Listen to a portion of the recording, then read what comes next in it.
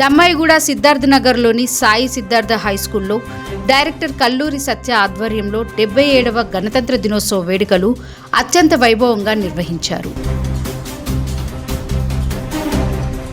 ఈ కార్యక్రమానికి ముఖ్య అతిథిగా దమ్మాయిగూడ కాంగ్రెస్ పార్టీ ఇన్ఛార్జ్ రామారావు హాజరై త్రివర్ణ పతాకాన్ని ఆవిష్కరించారు. భారతదేశానికి 1950 జనవరి 26న రాజ్యాంగం అమలులోకి రావడంతో గణతంత్ర దేశంగా అవతరించిందని, అదే రోజును జ్ఞాపకంగా ప్రతి ఏటా జనవరి 26న గణతంత్ర దినోత్సవాన్ని జరుపుకుంటామని వక్తలు గుర్తు చేశారు. రాజ్యాంగం దేశ ప్రజలందరికీ సమాన హక్కులు, స్వేచ్ఛ, న్యాయం కల్పించిన మహాగ్రంథమని వారు పేర్కొన్నారు.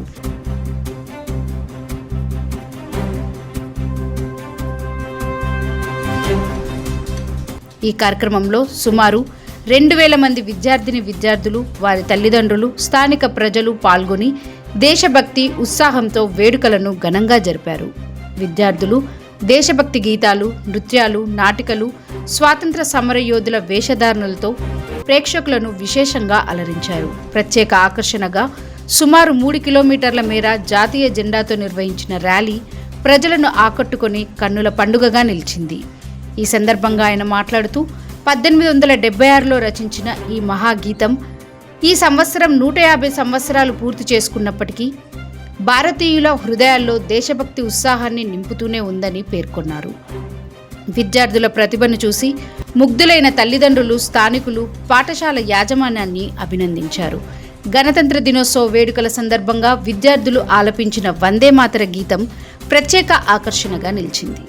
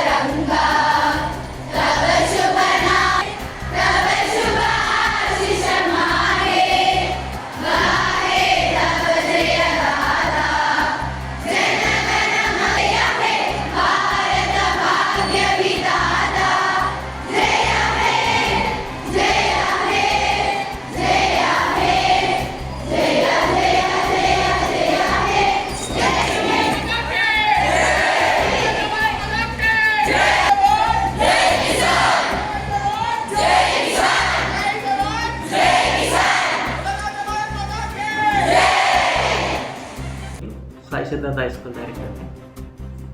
మీ అందరికీ 77వ గణతంత్ర దినోత్సవ శుభాకాంక్షలు.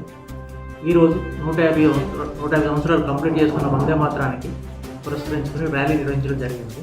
అందులో మా విద్యార్థులు అందరూ పార్టిసిపేట్ చేశారు. నాకు తెలిసి మోర్ దెన్ 2000 మెంబర్స్, వాళ్ళ పేరెంట్స్ అందరూ పాల్గొన్నారు.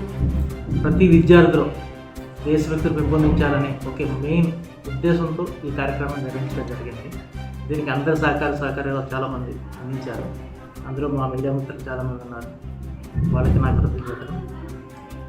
మా టీచర్లు చాలా కష్టపడి స్లోగన్స్ అవి ప్రిపేర్ చేసి పేరెంట్స్కి ఒక మెయిన్ దేశభక్తి మీద ఎలా పిల్లలకి అందించాలనే దాంట్లో ఈ కార్యక్రమం చేయడం జరిగింది.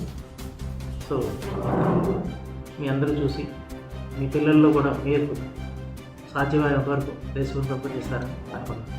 ధన్యవాదాలు.